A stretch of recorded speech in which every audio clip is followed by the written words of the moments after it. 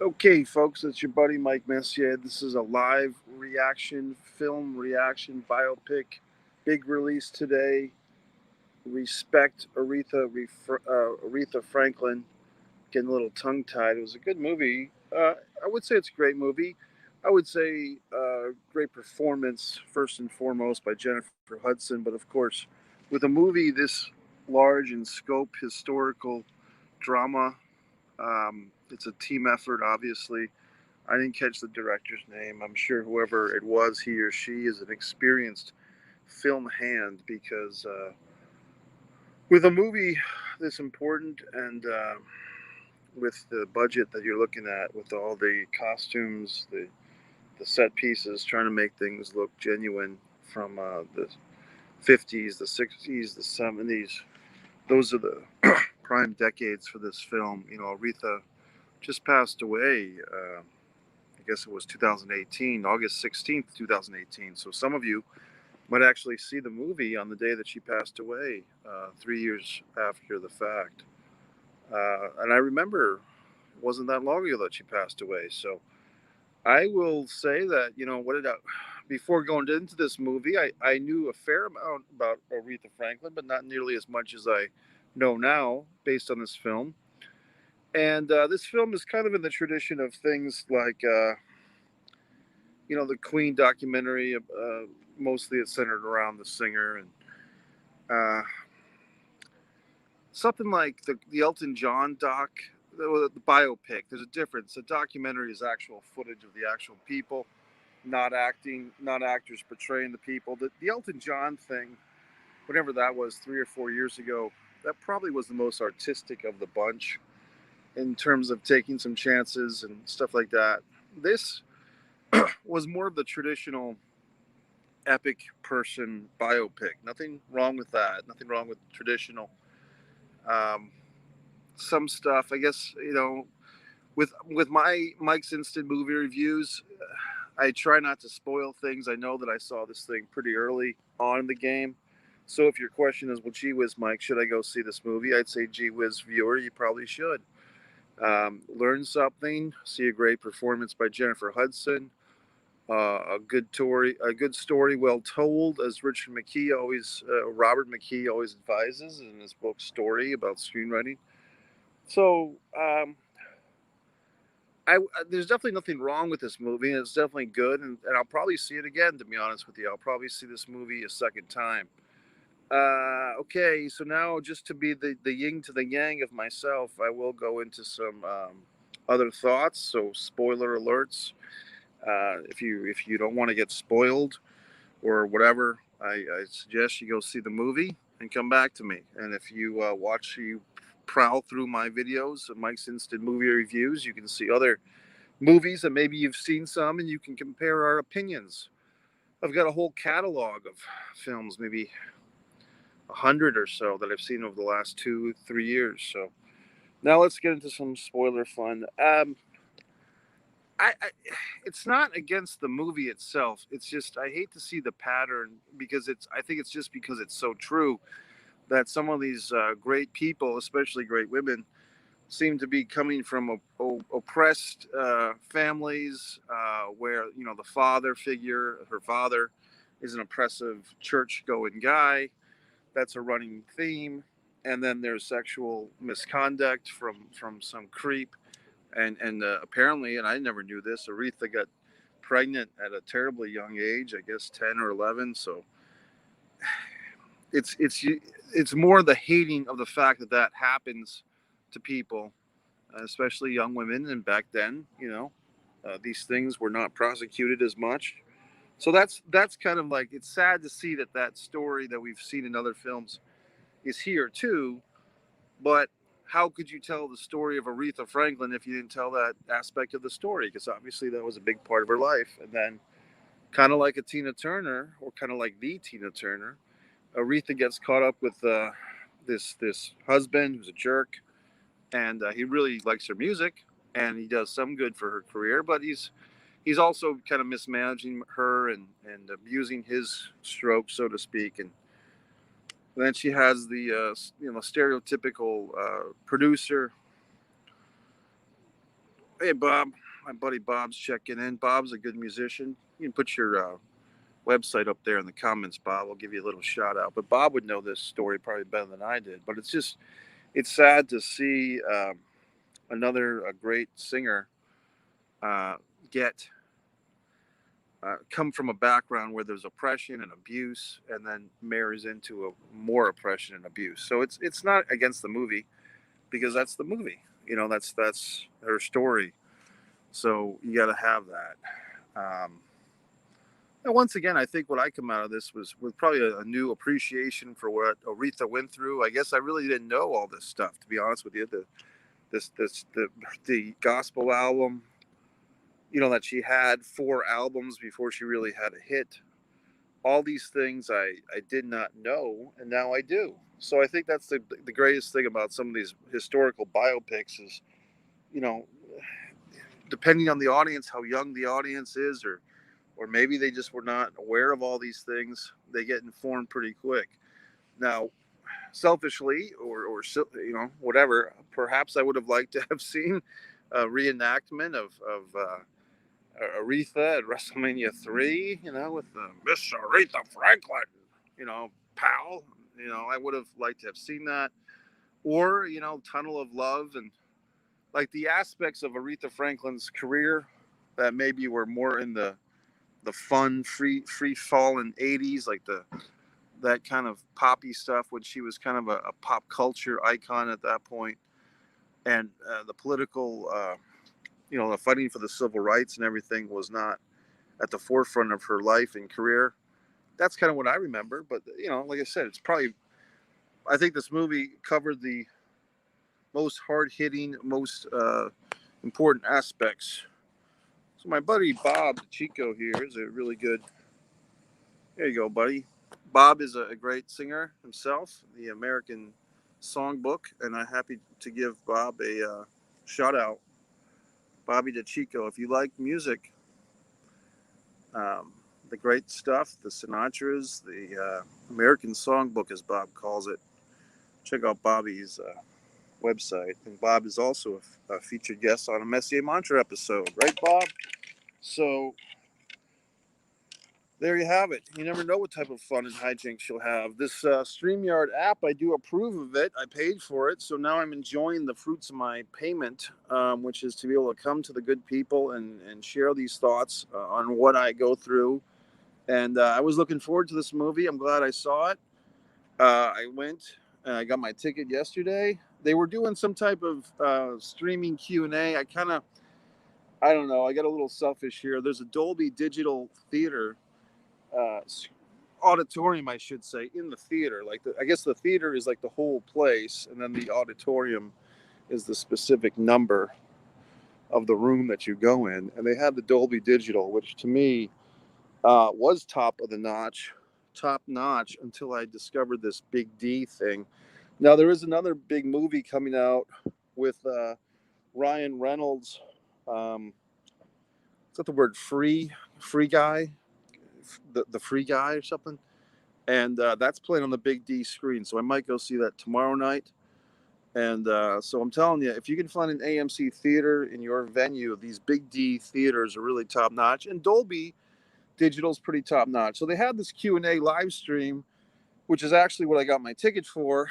But then I realized that the Q&A was not in the Dolby, so I went into the Dolby, and then I tried to go back to the other theater with the Q&A, and it wasn't happening, or it already happened and the timing was different. I can't figure out everything. I'm doing my best. So there you have it. Once again, we'll see that Liesl Tommy, director of the film. So congratulations. I'm not sure what else he's done, Bob. If you get a quick moment, you can type in if the other movies he's done. As far as the subscribe to Mike Messier YouTube channel, like I said, plenty of Mike's Instant Movie reviews, my original films, the Impeccable, Disregard the Vampire, an 11 award-winning Mike Messier documentary, I should call it. The Nature of the Flame, So You're the Guy, all the wonderful movies that are on my original playlist. And hey, I'd love to have a big, huge budget like what they had for this. You know what I mean? I'm telling you, I don't know the exact budget. Oh, it's a female director. Lazille, making me do my homework here, Bob. Jeez. Lazille Tommy. Congratulations to her. I don't know. Hey, she might get a Director of the Year nomination. I wouldn't be surprised if this type of film is up for a bunch of nominations for Academy Awards. I would also say, I don't know if, Jennfier Hudson's got chops. We all know that. I never saw Dreamgirls. That's one of those movies that fell through the cracks for me. Eddie Murphy and Jennfier Hudson and Beyonce, never saw it. Uh, there's so many things that I have seen and so many things that I haven't seen. And I could go my whole life without watching all the content that I've, purchased and rented, and people, oh, you got to watch this, giving me links all the time and so forth. But yeah, I never saw Dreamgirls. I prefer to see my movies on the big screen. I'm not a Netflix type of individual. I like the big screen experience. But I don't know if Jennfier Hudson sang these songs in the film or if Aretha did. I have a feeling that Jennfier did, because I don't think her own pride would probably lead her to want to emulate Aretha Franklin as much as possible. Not that that's totally possible, but if anyone could do it, it would be her. I got to think that Jennfier was chosen for this role because of her singing ability, first and foremost, and her understanding of the character. And I think she did a great job. So I think she's definitely going to get nominated for an Oscar for this performance. I think people will be pissed if she's not. I'd probably be pissed if she's not. So I think she'll probably get nominated for an Oscar. Will she win it? We'll see. I can't think off the top of my head. I think it was already last year that Frances McDormand won for her thing. What was the movie with the lady, the pretty French lady from Zoe? The movie Zoe, before Julie Delpy. I don't know if that movie would qualify for an Oscar this year or not. Interesting. This woman's got her own interesting career. So Liesl Tommy, the director of this movie. Let's see. Jennfier Hudson was handpicked by Aretha herself to play her before she passed. She did do all the songs herself, meaning Jennfier Hudson. Yeah, that sounds right. Sounds about right. I did see the Val Kilmer documentary about 2 weeks ago, and Val sang the songs from The Doors way back when, 30 years ago. So I think that there's a pride there. At some point, also, you have to make the best choice for the film. Some movies you're not going to be able to have the actor be as great a singer as the person they're describing, the person they're portraying. With this one, I think Jennfier did an awesome job all around. Big thing for her. I didn't see Dreamgirls. Maybe I'll have to see it now. And I think she came from American Idol. So for all the crap, or whatever, I don't think too much about American Idol. I know people that love that show. I'm ambivalent towards it, but she's probably the biggest star by far that they've had from that show. I mean, bigger than the guy in the first season, the first runner-up guy. And I guess Kelly Clarkson had her nice little talk show and so forth. But who was that dude on the first season that was the first runner-up, and they did a movie together? Maybe you know who I'm talking about. Hey, Luthez. Yeah, what would Luthez do? Sorry, I'm late. Look forward to this movie. It's a good one. I suggest it. I do recommend it, Lou. A complicated woman. Hope they didn't sugar. Well, she did have a lot of kids, that's for sure. There was multiple children portrayed, and I don't know if I would say sugarcoat. I'm not trying to spoil it for you, Lou. I just say that the movie, we see the timeline from her childhood to 1972, and that's about it. So if the children got into deep rivers, Kendall Windham territory later on, or whatever you want to call it, or even Tom Hanks and his bride are having their son's having some issues. If that stuff happened, I'm just not aware of it, so I don't know. But the movie mostly about Aretha. There's mention that she's got a lot of kids, a fair amount of kids, and and here's some other thoughts about this movie without spoiling anything. You kind of learned, like, it does take a village. I mean, Aretha was the star, but she had sisters that I guess were her background singers. She had Big Mama, that was kind of like her grandmother, who really kept everything together. And it's nice to see that some of these people that were important to Aretha's life get mentioned and get shown as the support system. And look, was the support system perfect? Obviously not. You've got the father, the oppressive father. You've got the meddling husband. You've got people. Uh, well, Lou, I would suggest you see the film. Hey, look, I don't know. I mean, I think that they do kind of show that Lou is making a statement. What Lou says do. She basically abandoned them to family to go live the high life. Well, she was out making the money. I guess would be the counter if I were to be Aretha's advocate here.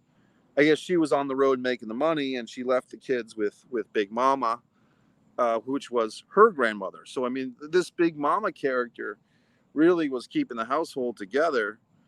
And I guess it's one of those catch-22s. I mean, if Aretha was going to be a part of everybody's life and a part of everybody's subconscious or conscious of, marching with Dr. Martin Luther King, which I didn't know about, and singing at his funeral, which I didn't know about. If Aretha was going to be doing all that, could she be at home with the kids, just vacuuming the floors and doing the reading Rainbow? Probably not. You know what I mean? Okay, I believe you, Lou. I don't know. I'm just my point is, like, for instance, if you remember the Ric Flair documentary on ESPN a couple of years ago, Ric Flair was saying something to the point of he being Ric Flair in the 70s and the 80s and the 90s, he could be the number one wrestler in the world, but that would mean being on the road all the time and missing the kids, soccer practice or the kids' schoolyard play or everything, or the school play for the kids. Or he could be the number two wrestler in the world and he'd still miss all that stuff.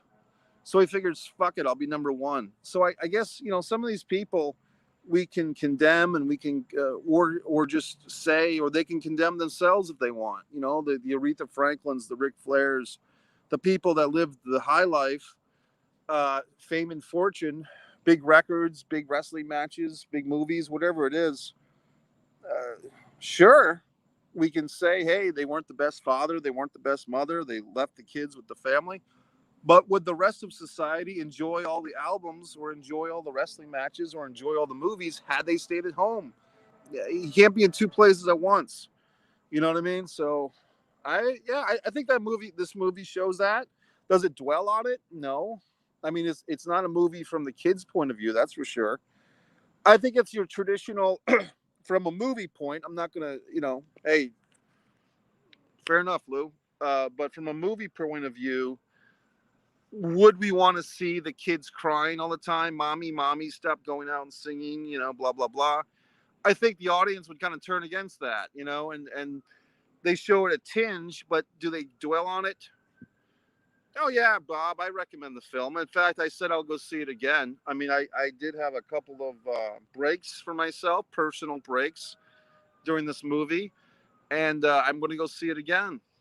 So, it's one of those deals where I will go see I do recommend the movie, and I will go see it again. So that's about as best you can do, right? I mean, you know what I mean? So that's it, folks. If there's any other queries or questions, feel free to ask. I'm trying to think if I saw a bunch of movies. I saw The Green Knight. I saw Suicide Squad. I did Mike's Instant Movie reviews for all those. Okay, here we go. I knew I'd get this story in somewhere. So this is no longer part of the movie review. This is kind of a Mike's post-meal instant food review, not so instant. So today, this is just a story that you always have to do your own thing, and you can't let society. Hold on, there's people coming. I got to be quiet for a minute.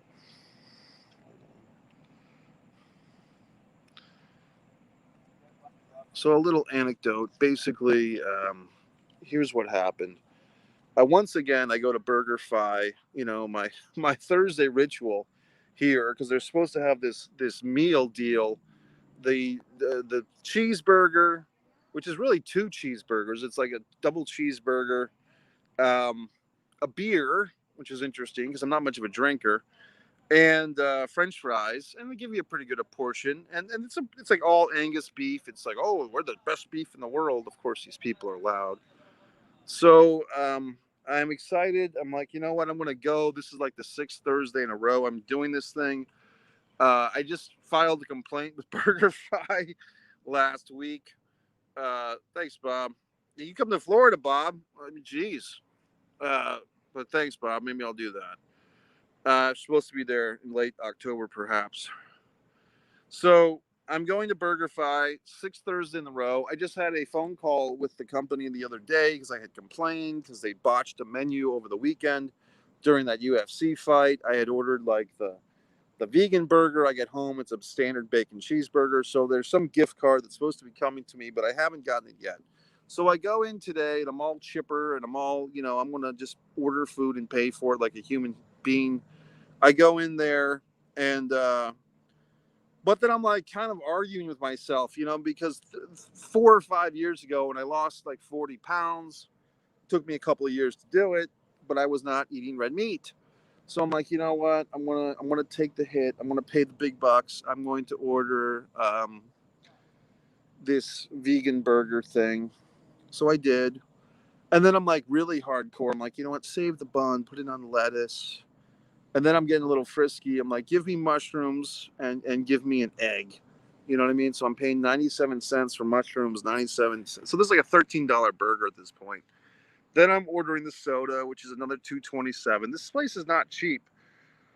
So I get this whole big thing, and it, comes out, and I eat it, and it's good. But then I'm like, you know what? I'm still hungry.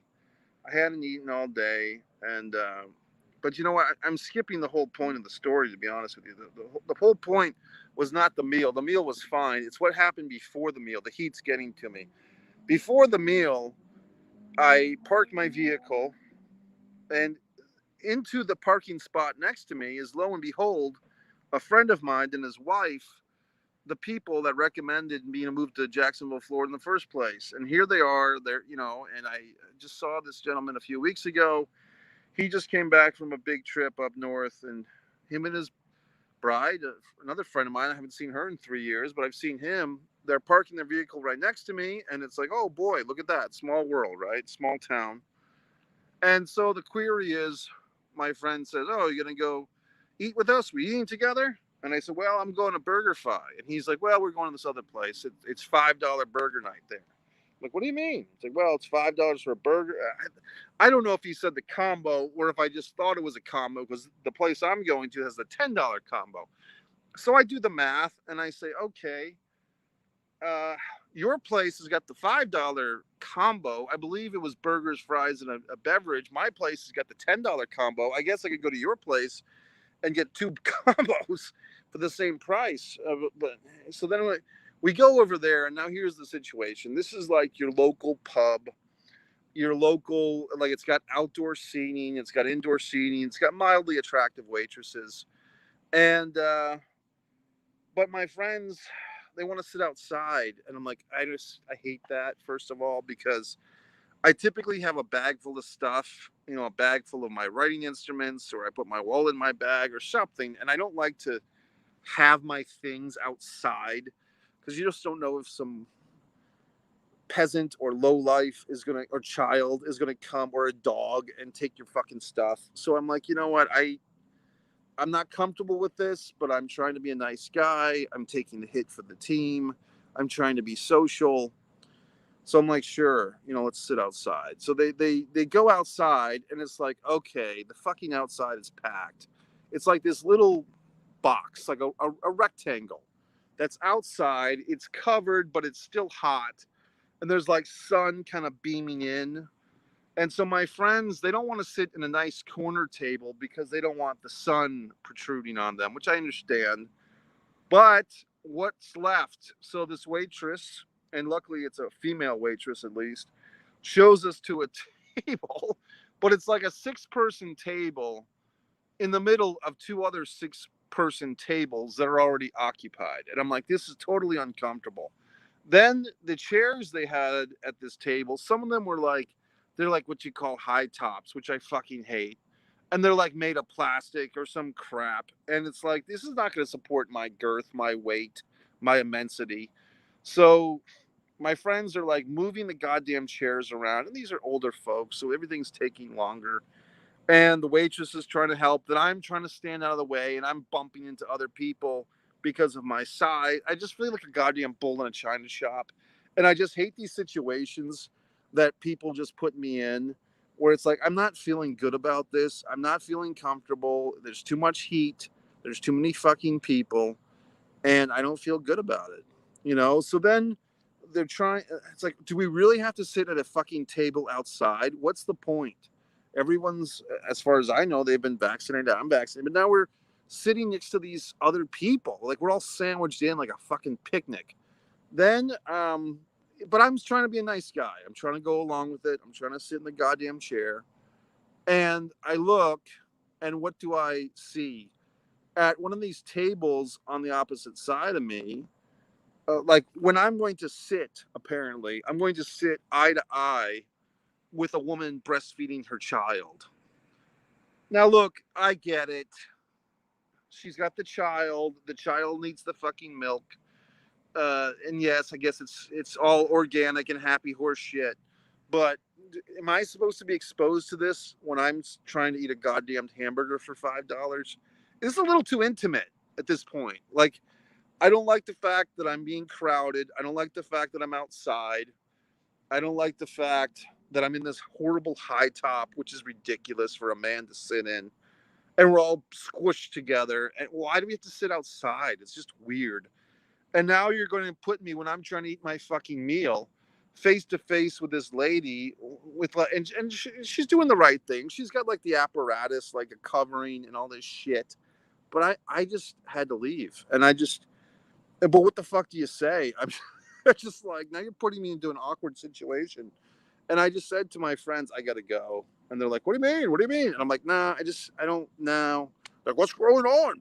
And like, there's a woman breastfeeding her child right there. I'm like, what the hell am I supposed to say? So people just don't understand that I have to be comfortable, and I don't like sitting outside, and I don't feel comfortable eating a goddamned meal when there's a breastfeeding situation going on. That's not appetizing to me. I mean, that's I wish.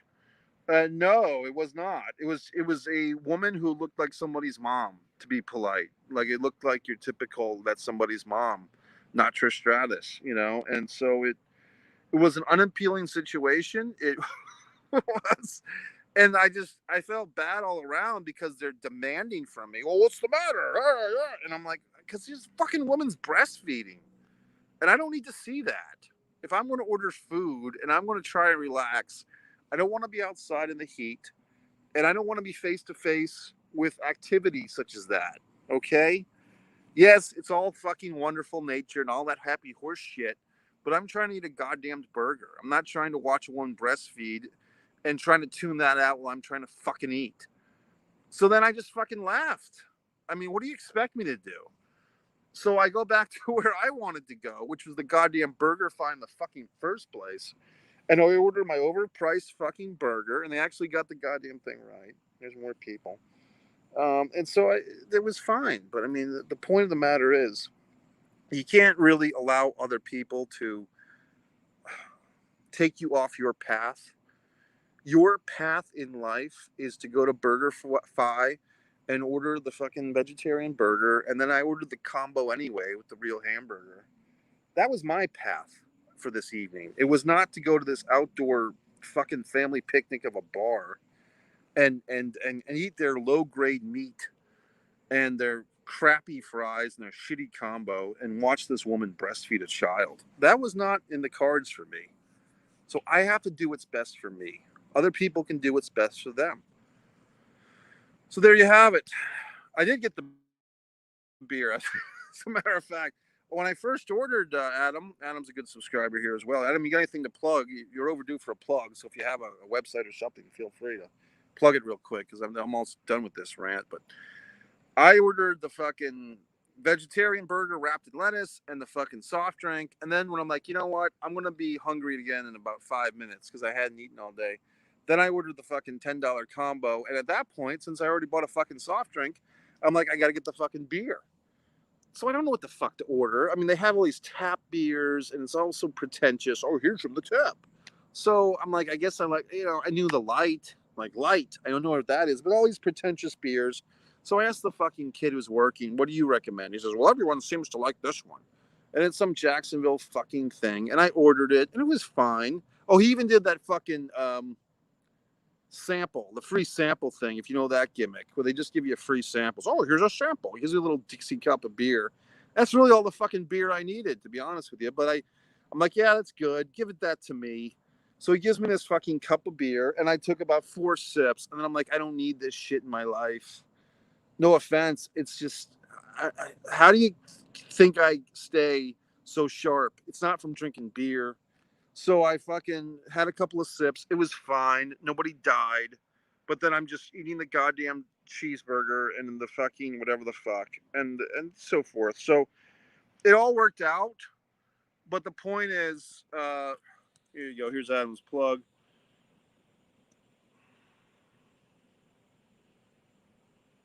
Oh, okay. Well, you know what? I don't like Shivani's show, to be honest with you. Shivani, talking about the wrestling podcast, what happened when? Tony Schiavone's podcast, the Steve Austin episode about 4 years ago, is when I bailed on Tony. I've listened to a few. NoAgendaShow.net. Very good. Thanks, Adam.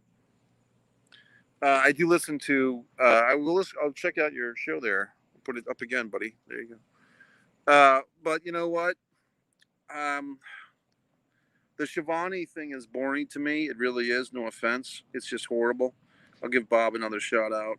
And that's it. Maybe I'll give you've already seen my shout outs up there all the time. Anyway, we're closing in on 1,000 subscribers. Thanks to everyone who subscribed. And, subscribe to Mike Messier YouTube channel. You can also share these links free at will. I will go see this Free Guy movie tomorrow on the Big D screen. Once again, I recommend it. So good night, everyone. We did 33 minutes here.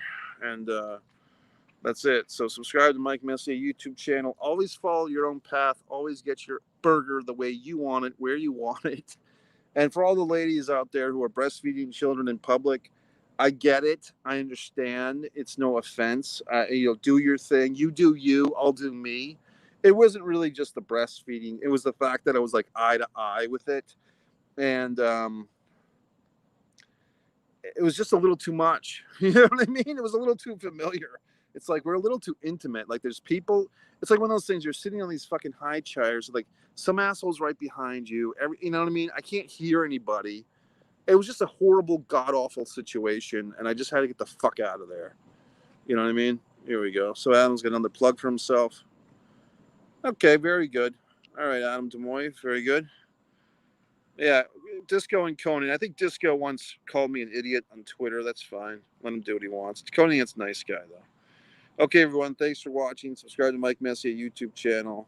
Once again, the Impeccable, So You're the Guy. The Bob the Chico episode of Messier Mantra is really nice. Good night, everyone.